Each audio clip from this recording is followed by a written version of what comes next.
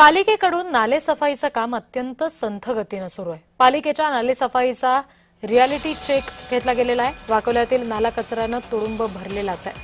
अवघ्या काही दिवसांवर पावसाळा सुरू होण्याची वेळ आलेली आहे, तरी सुद्धा पालिकेकडून अत्यंत संथ गतीनं नालेसफाईचं काम केलं जात आहे। वाकोल्यातील नाला कचऱ्यानं तुडुंब भरलाय।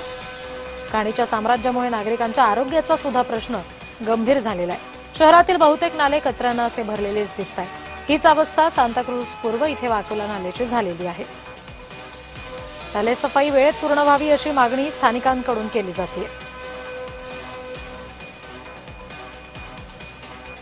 पूर्वीच सर्व नाले सफाई होणार असल्याचे आश्वासन मुंबई महानगरपालिकेने दिलेले आहेत। मात्र अजूनही आपण पाहिलं तर 25 ते 30% सफाई ही आतापर्यंत नाल्याची झालेली आहे। त्यामध्येच सध्या वाकोल्याच्या या नाल्यामध्ये सुद्धा अनेक घनकचरा त्या ठिकाणी समोर आला। या संदर्भात आपल्यासोबत बोलण्यासाठी स्थानिक आमदार संजय पोतनीस सर आहेत। सर, मुंबई महानगरपालिकेच्या माध्यमातून नाले सफाईचं काम हाती घेतलेलं आहे, मात्र 30% हे पूर्ण झाले आणि 30 तारखेची डेडलाईन या महिन्यापूर्वी खरं तर पूर्ण करण्याचे आश्वासन दिलं गेलं आहे।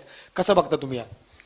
वाकोला नाला तसेच मिठी रिव्हर, मिठी नदी याची साफसफाई तर अजून सुरू आहे, परंतु आज मी बघतोय की सांदल एअरपोर्ट विमानतळापासून जवळजवळ भारतनगर क्रॉस करून मिठी रिव्हरपर्यंत जो नाला आहे, वाकोला नाला ज्याला म्हणतात, त्याचं मला वाटतं 10% सुद्धा काम झालेलं नाही आहे।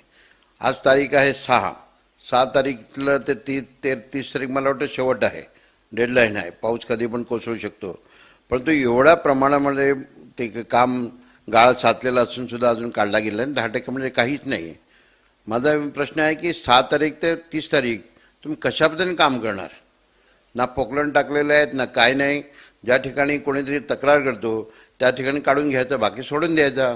मी तर म्हणतो ज्याप्रमाणे मुंबई महानगरपालिकेमध्ये इतरही निधी वाटपात सुद्धा की आपापले लोक बघून केले जातात, तसं नालेसफाई सुद्धा आपापले लोक बघून करतात की काय, असे मला शंका वाटायला लागली। स्वप्नील मोरेसह मी जय पवार, जय महाराष्ट्र न्यूज, मुंबई।